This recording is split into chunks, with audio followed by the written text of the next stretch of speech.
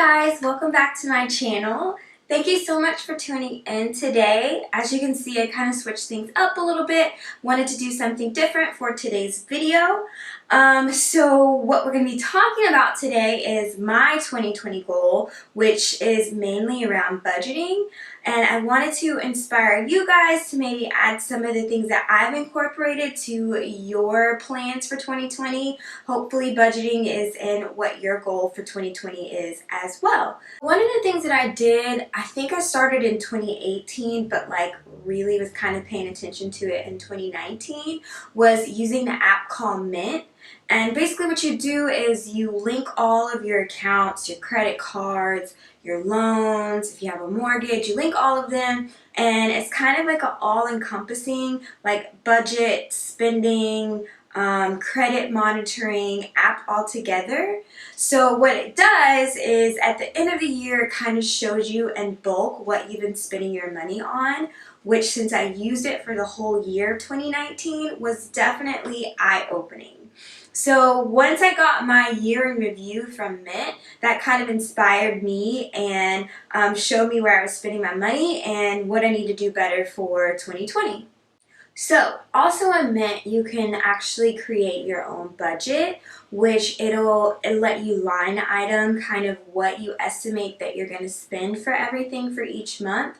So for me, that was super helpful because it would tell me when I was over budget in certain areas. So then that way I can kind of reallocate funds, but not only that, kind of watch if I needed to buy something or do something because I had already went over budget. So if you haven't checked Mint out yet, I am religious with it. I try to use it at least once a week to kind of just log in to see what I'm doing. Definitely suggest you downloading the app and getting started so you can at least kind of track what you're doing. When it comes to your budget, you know pretty much what you're going to spend on all your bills that are allocated. So in Mint, you can, set up rent, set up your car notes, set up your student loans, set up your credit card bills, groceries, gas, the stuff that you know are necessities, and those things are allocated for, and you know how much that specific amount of bills are going to be per month.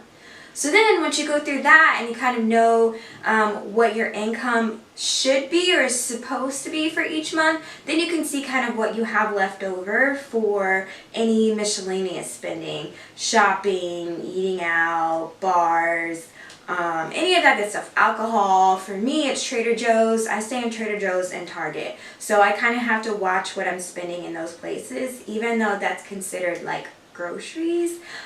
Trader Joe's and Target can get you, man.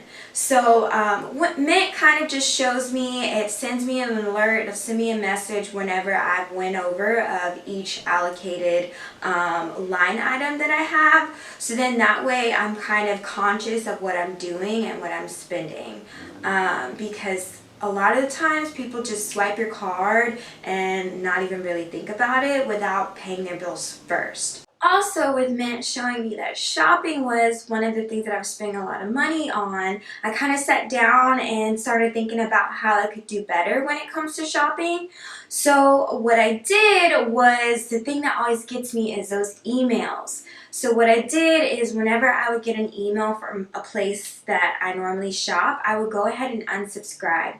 So my email has cleaned up a ton because I've unsubscribed from every single place that I shop normally.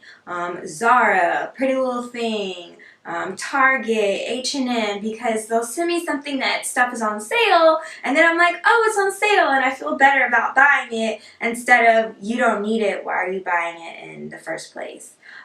So that's a really big tip that I've been trying to tell everybody, is unsubscribe from all of those junk emails, especially if you're trying to save money. I know that's what normally gets me. I'm sure that probably is what gets you as well. For 2020, not only am I trying to save a little bit better, but I'm also trying to pay down debt as well. I have some credit cards that I just really want to get rid of. So that kind of takes me to my next point, which is kind of a 1-2 punch.